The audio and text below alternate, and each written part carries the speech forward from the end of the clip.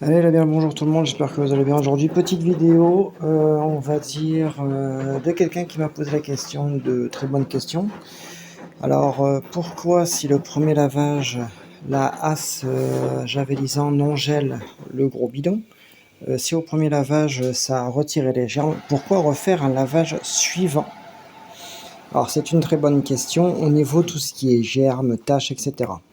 Pour la simple bonne raison, dont c'est The King Go. Voilà, c'est une personne, je ne sais pas si c'est anglais ou américain, je suis désolé de... je demande pardon si je décortique un petit peu.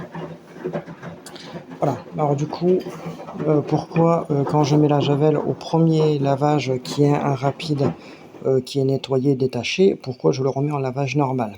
Alors tout simplement que quand on nettoie, je vais faire un petit quart de seconde.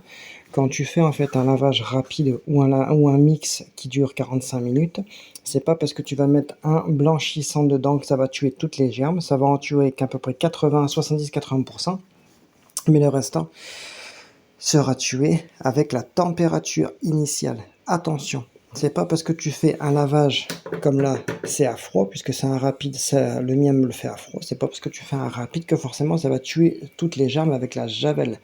La javel ne fait pas tout, la javel va détacher, certes va retirer certains germes, mais la température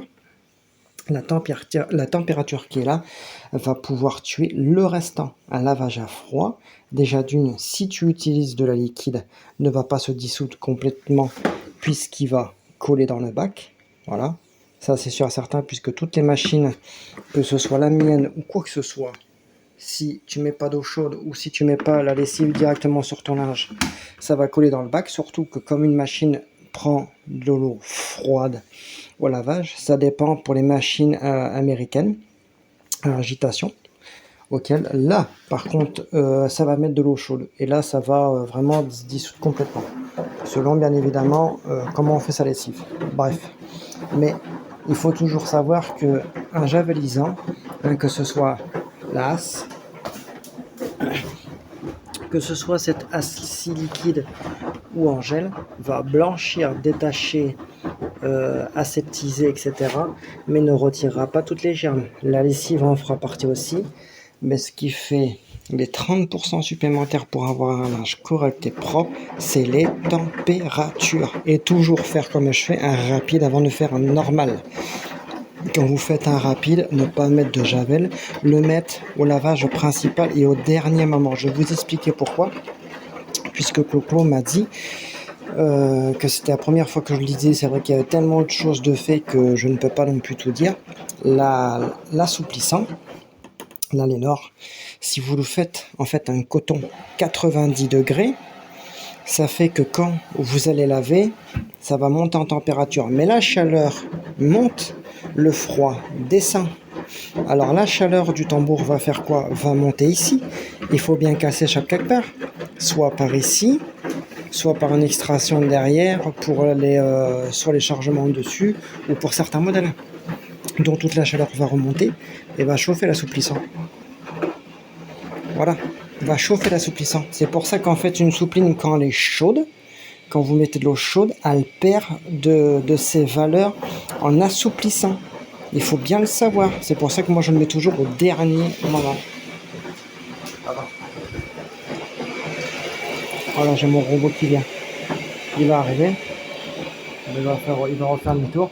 C'est pour ça que, comme je vous dis, la javel va détruire une partie en pré-lavage, mais le reste avec la température va le détruire au lavage. C'est important. Bon, est-ce qu'il va revenir le cocon? Ah, il va peut-être revenir. Voilà, c'est pour ça qu'il est toujours préférable de faire des grosses températures et utiliser de la poudre au lieu de la liquide. C'est important pour les germes et la désinfection, aussi bien de la machine que de votre linge. C'est les deux choses les plus importantes.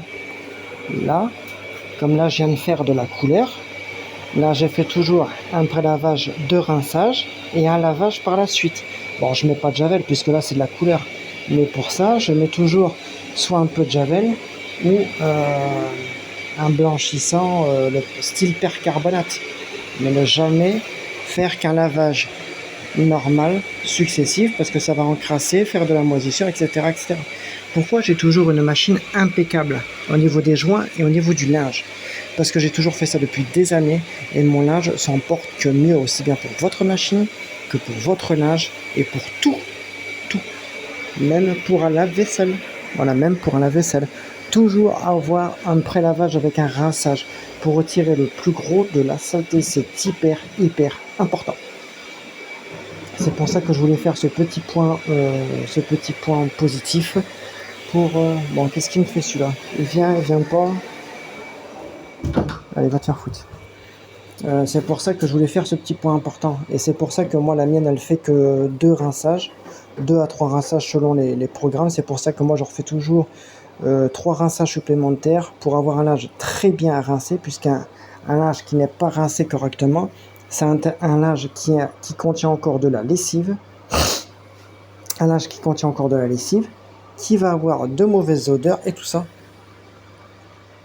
Non, je sais pas pourquoi ça a bugué.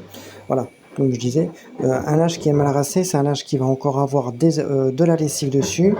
Avec l'assouplissant, ça va peut-être annuler l'effet, mais déjà il va être moins bien rincé. Votre lave-linge va encore avoir de la lessive, de l'assouplissant, ça va l'encrasser 2 fois plus, etc., etc.